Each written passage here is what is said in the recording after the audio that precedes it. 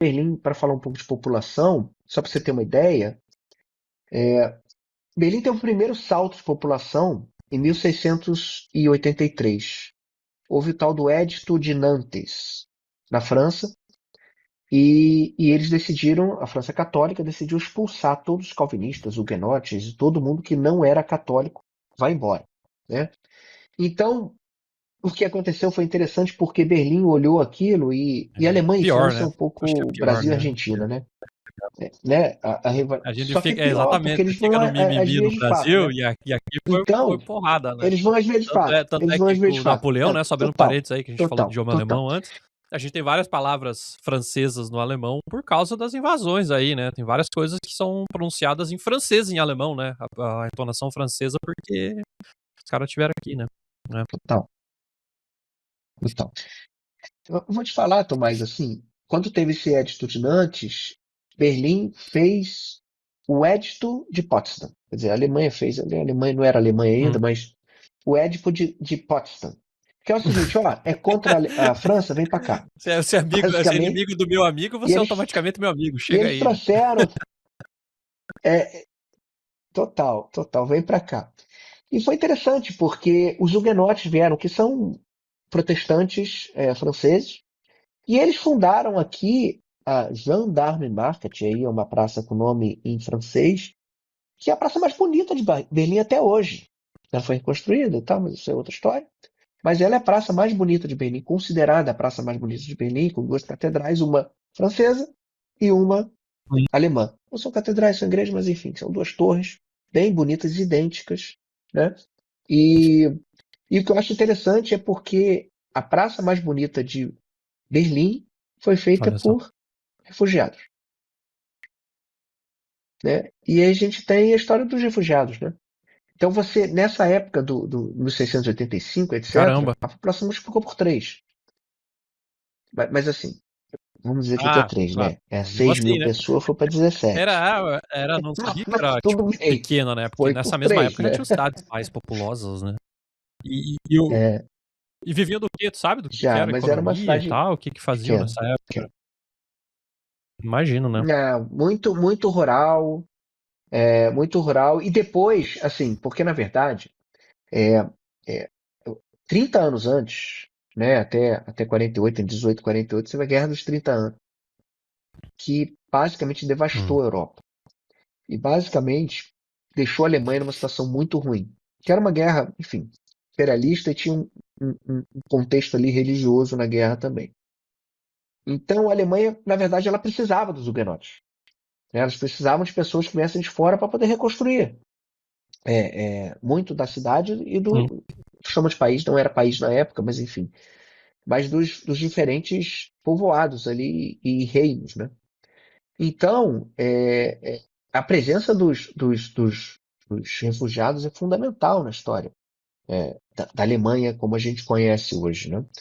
E se você pensar em 1800, por exemplo, lembrando que em 1701 Berlim vira capital da Prússia, né? Tem aqueles sete reis, etc. Em 1800, você tinha 175 mil pessoas aqui morando em Berlim. Em Caraca. 1900, 1 milhão e 800. Lembrando que em 1871 foi quando aquele Guilherme Wilhelm, Uhum. que a gente vê Guilherme aqui já fala, o Wilhelm I, ele vai dentro do Palácio de Versalhes e ele proclama, ele funda um Império Alemão dentro do Palácio de Versalhes. De novo, contra a França, vamos embora lá para dentro. Eles tinham ganhado a Guerra Franco-Prussiana ali, em 1871, em meses, derrotaram a França, foram dentro do Palácio de Versalhes só para provocar e criaram o Império Alemão com o Otto von Bismarck e o Guilherme foi coroado dentro da sala de Caramba, espelhos. né? Isso é uma Pô, provocação e absurda, né? Versalhes é longe, né, da Alemanha, Absurda. né? Dentro de Tipo, do Versalhes. que a Alemanha hoje, né? Pô, foram lá. É longe, É porque cara. eles Caramba, tinham ganhado longe. Paris. Então eles. Mas, Tomás, olha como a história é interessante. Eu estou falando de 1871. Eu vou voltar 65 anos no tempo, tá? 1806. 1806, tá?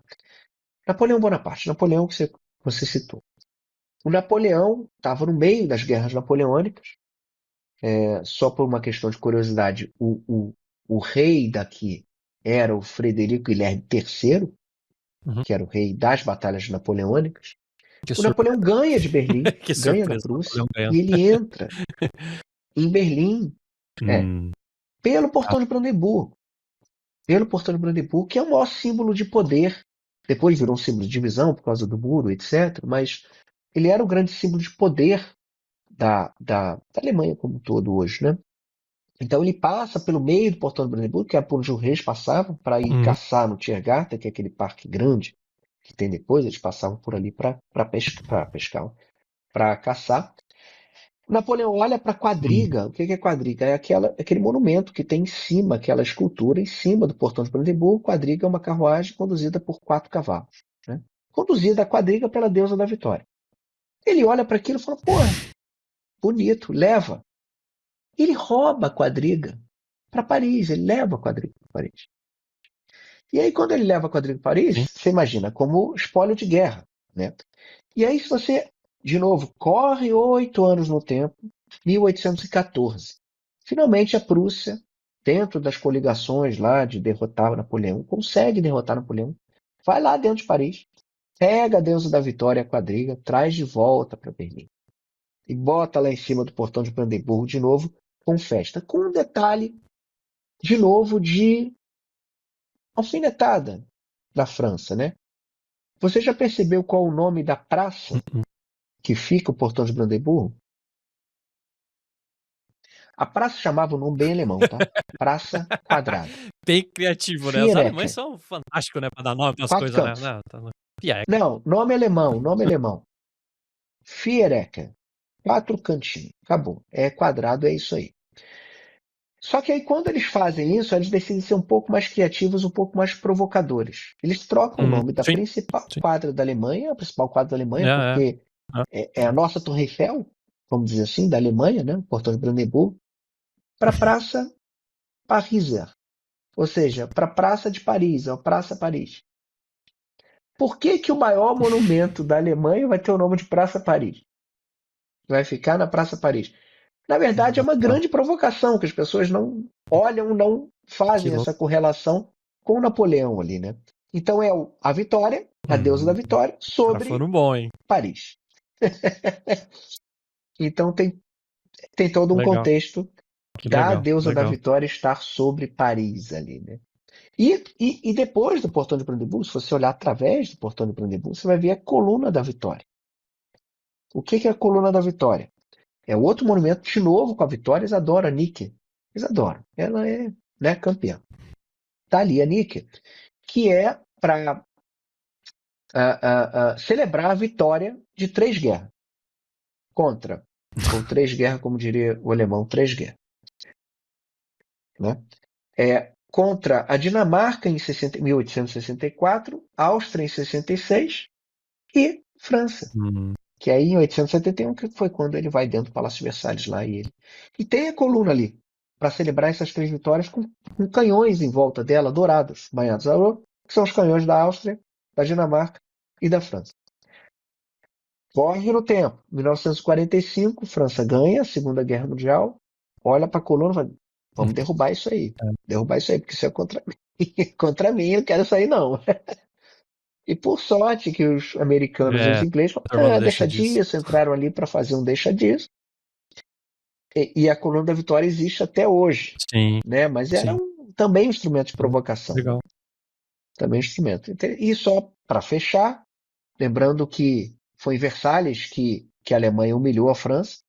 Em 1918, qual o nome do tratado Versalhes. que a Alemanha foi obrigada a assinar? Com todas as reparações da guerra. Não é à toa lá, né? que é no mesmo lugar. Versalhes. Que afundou, né? Sempre vai e volta. Olha, a França e a Alemanha é a comprovação daquele ditado, tudo que vai e volta. Faz sentido. Comprovação.